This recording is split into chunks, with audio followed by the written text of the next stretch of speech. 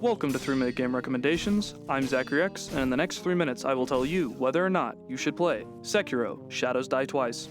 All my videos are 100% spoiler-free, including the gameplay shown, so you won't see anything that can't be found within the first hour of the game. Let's get right into it. Sekiro, which many would consider as one of the titles in the Soul series, is a brutal single-player action-adventure game. Developed by the critically acclaimed studio FromSoftware and published by Activision, Sekiro launched on March 21st, 2019 to extremely positive reviews, and would eventually go on to win 2019's Game of the Year award. Set during the Sengoku period in a fictional version of Japan, you will embark on a journey that will test your abilities as a shinobi against seemingly insurmountable foes. Sekiro's gameplay is, simply put, phenomenal. It is perhaps the best combat of any action game ever, and the gameplay footage being shown currently doesn't do justice to the spectacle and intensity that you will see in the fights throughout the rest of the game.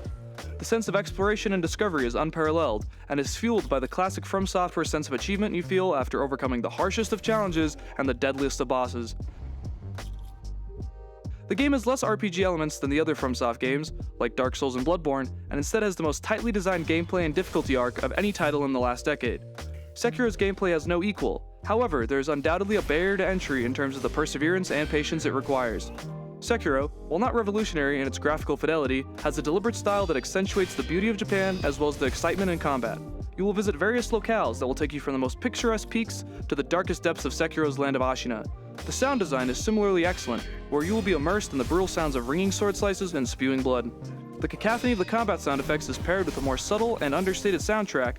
However, serene moments are underlaid with an ambience reminiscent of traditional Japanese music. Sekiro's game length is hard to gauge because different people have vastly different experiences. It personally took me about 40 hours to beat, but I know many who finish at about 30 hours, and I've known friends who have spent 60+ hours before finishing the game even once. It really depends on how thorough you are, as well as how much difficulty you have with certain sections of the game. My advice is just to be patient, and play the game at your own pace, as it can be frustrating at times, but is also over before you know it, so you should enjoy the ride. Sekiro is one of my absolute favorite single-player games of all time. Nonetheless, here's my specific recommendation for who will enjoy it the most. I recommend Sekiro to anyone who has played another game by FromSoftware, which are commonly referred to as Soulsborne games.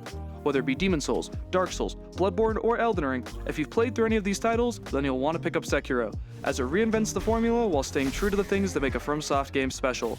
If you haven't played any of these games, fear not. I actually also think Sekiro is a solid starting point for people looking to get into this genre of game. It's very tough, but it forces you to play by its rules, which causes you to learn its mechanics and not take shortcuts, which is better in the long run for mastering these types of challenges. On a different note, I also recommend Sekiro to fans of media involving samurais, ninjas, or feudal Japan in general. FromSoftware has done a terrific job capturing the spirit of the time period, which is great to see given that they're a studio based in Japan. While the most obvious drawback to Sekiro is its difficulty, I want to reiterate that it's totally possible for anyone to play and beat this game. However, I still don't recommend Sekiro if you play games primarily to relax and decompress. Sekiro might still click with you, but if you're the type of person that's inclined to stop a game as soon as it becomes frustrating, you're unlikely to make it far enough so that this game becomes rewarding. But still, who knows? I believe anyone can do it, and even if something feels frustrating, the game is designed so that it's hard but truly fair, so at least your failures won't feel cheap and unnecessary. That all being said, thank you so much for watching this game recommendation. Leave a comment down below if you have anything to say, because I love responding to your thoughts and questions and getting to discuss these games further. And finally, if you found this video helpful, consider liking this video and subscribing for more game recommendations from me to you.